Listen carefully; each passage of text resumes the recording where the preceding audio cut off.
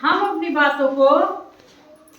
अपनी बातों को अगर एक दूसरे तक पहुंचाना है तो इसका दो ही माध्यम होता है। दो माध्यम होता है ना? Yes ma'am. या तो हम लिख कर पहुंचा सकते हैं या तो बोल के पहुंचा सकते हैं। या तो हम लिख के आपको दे सकते हैं या तो आपसे बोल सकते हैं, बात कर सकते हैं।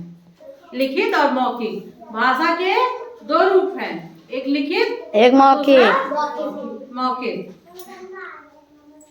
तो पहला बोलिए, लिखित भाषा। लिखित भाषा लिखिए या फिर लिखित ही लिख दीजिए। दूसरा मौखिक भाषा। मौखिक। इन्हीं दो माध्यम से हम लोग अपनी बातों को पहुंचाते हैं ना।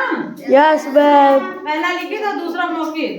लेकिन एक चीज आप लोग भूल रहे हो, भाषा सांकेतिक भी हो सकती है। सांकेतिक भाषा भी हो सकती है ना। सांकेतिक भाषा मतलब हम इशारों से भी बात करते हैं। कभी किया किसी से इशारों से बात करते हैं भैया? जैसे आने को ऐसे बुला देते हैं, आ जाओ, हाँ ये जाओ, ये भी एक तरह का इशारा है, सांकेतिक भाषा है।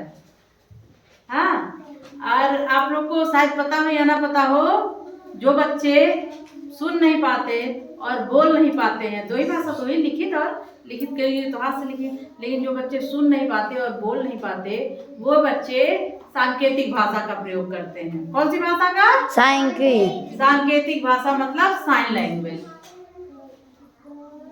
किसका प्रयोग करते हैं? सांकेतिक भाषा, साइन लैंग्वेज का प्रयोग करते हैं। अब चलिए हम बात करते हैं लिखित भाषा पे और मौखिक पे।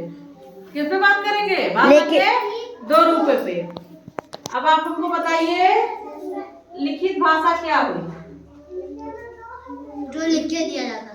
लिखित भाषा वो है जो लिख के काम, जैसे हम आपको लिख लिख के बता रहे हैं, ये लिखित भाषा है। और जो बोल के बता रहे हैं, ये है मौखिक भाषा।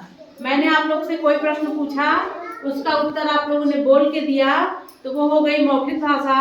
और मैंने आपको कोई क्वेश्चन दिया, उसका उत्तर आपने कॉपी पे लिख के दिया, जिस तरह से पेपर कराया जाता है, तो वो हो गई लिखित भाषा। समझ आ रहा है? लिखित भाषा वो है जिसका उत्तर हम लोग लिख के देते हैं, जिसका जवाब हम लोग लिख के देते हैं। और मौखिक भाषा वो है जो हम बोल के बता पाते हैं, एक दूसरे से बात करके बता पाते हैं। लिखित भाषा और मौखिक भाषा समझ में आ रहा है? Yes ma'am. मौखिक भाषा आप एक चीज समझ लीजिए, जैसे सुबह सुबह प्रेयर होता है, स्कूल में होता है। Yes ma'am. स्कूल में भी होता है।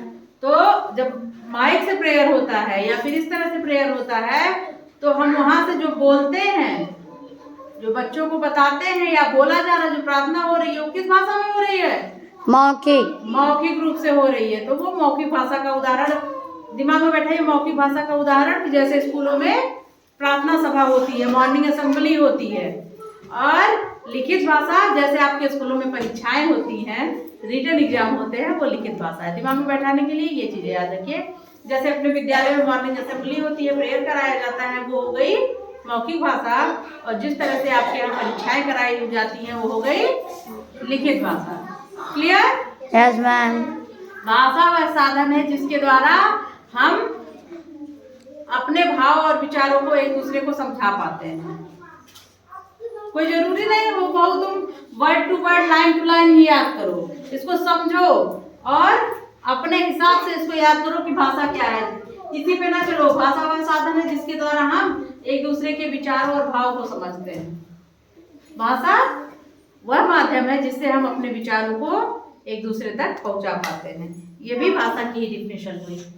ठीक है? इतना समझ में आ रहा बच्चों? Yes ma'am. ठीक है, नोट